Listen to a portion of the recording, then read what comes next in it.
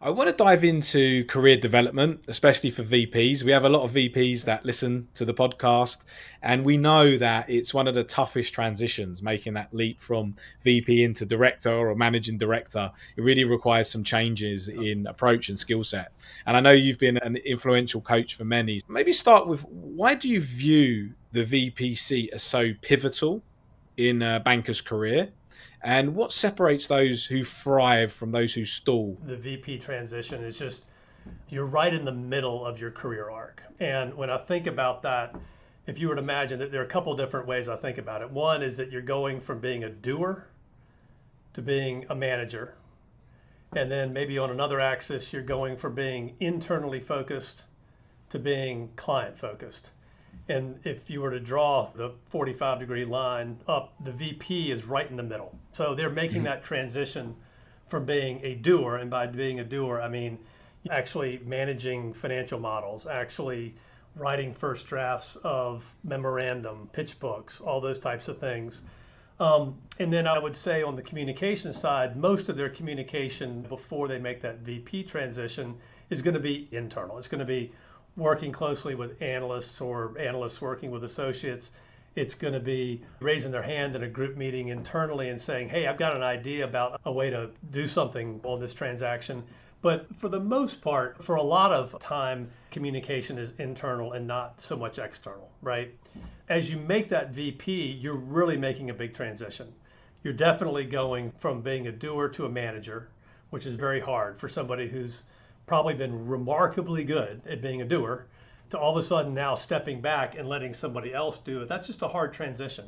And then on the client communication side, this may be a little bit easier, but it can be a little bit of an intimidating transition to go from being internally communicating to actually communicating to your client, in some cases making recommendations of what direction they should go on a particular question or topic.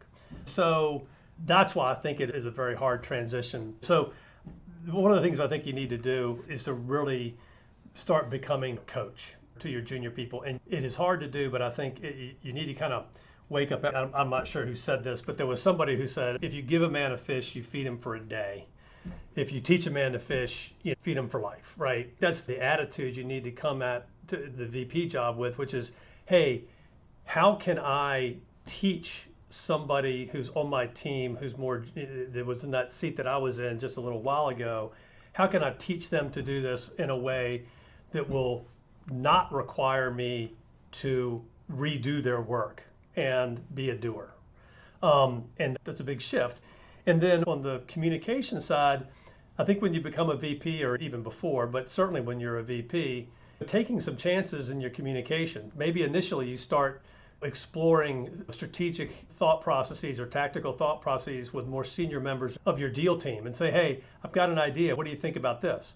And then also make sure that you're ramping up your communication with the appropriate level people within your client. So if you're working with a strategic seller, getting to know the COO and the CFO particularly well, and bonding and having that relationship and really helping them in the execution process.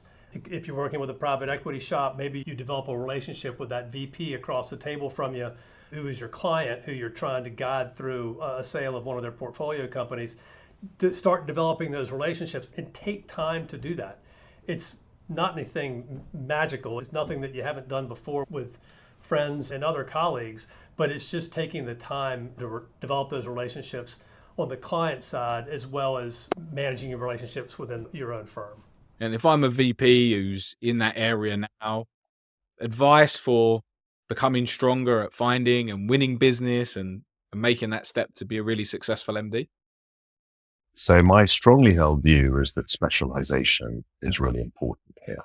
When I started my career, you had senior bankers who might have a client in the pharmaceutical industry, one in building materials, one in financial services, and one in consumer.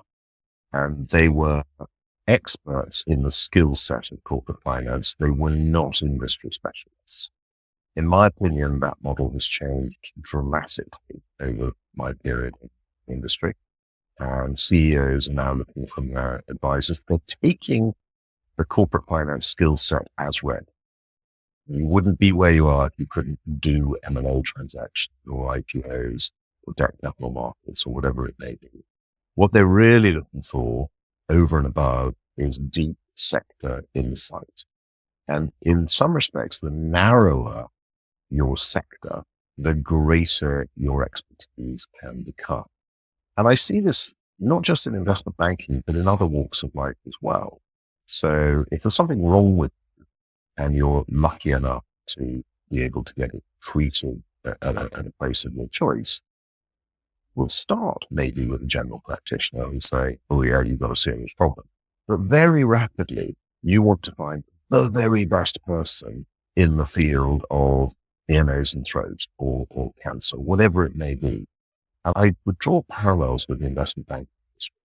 Now, if you are in a subsector, if you're in the restaurant industry, you want to be talking to a banker who is an absolute expert in that restaurant. So that banker knows all the deals, knows who all the buyers are, knows what multiples have been paid, knows why they've been paid, knows what dynamics are necessary to make a business attractive and highly saleable, what buttons to push to appeal to potential trade buyers. And this comes from detailed subset knowledge. So as a VP, my strong advice is find a sector or a subsector that you really like and that you've hopefully done a deal or two and immerse yourself in it. Get to know all the runners and riders, all the players in that sector, listen to what they want to do, and the deals will pop. If I'm a VP that's really looking to take that final step up to senior VP or into the MD realms, what advice would you give to them to be successful? The VP position is a very tough one because at the same time you have to be on top of all the details, but also think big picture. So you're in that transition phase. You have to start thinking about how you develop your own client base and your own relationships. I would say in investment banking, to be successful, you have to have relationships and you have to be able to originate business. It's never too soon to start developing those relationships. And frankly, the people who are your peers will eventually become your clients, and you'll know who those people are because they're successful from day one, right? You can already.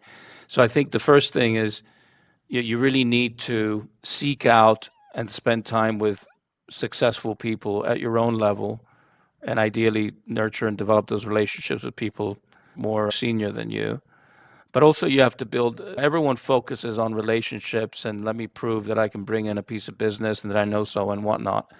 But at the end of the day, you need to make sure that you work on important transactions from which you're going to learn. You're only going to be as good as your actual experience doing deals, as opposed to who you know and how you network. You actually have to have the experience because that's what's going to teach you what needs to happen next.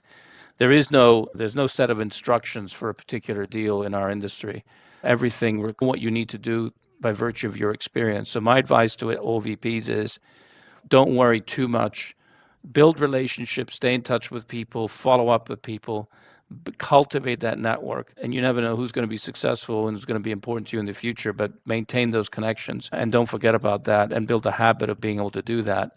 If you're on holiday and there's someone interesting or important, take the time to get to know them because that may be a unique opportunity that you shouldn't let go. But at the same time, make sure you work on deals. If you have an opportunity to work on a big deal, because that experience in and of itself is going to make you jump leaps and bounds in terms of your skill set and your value in the future.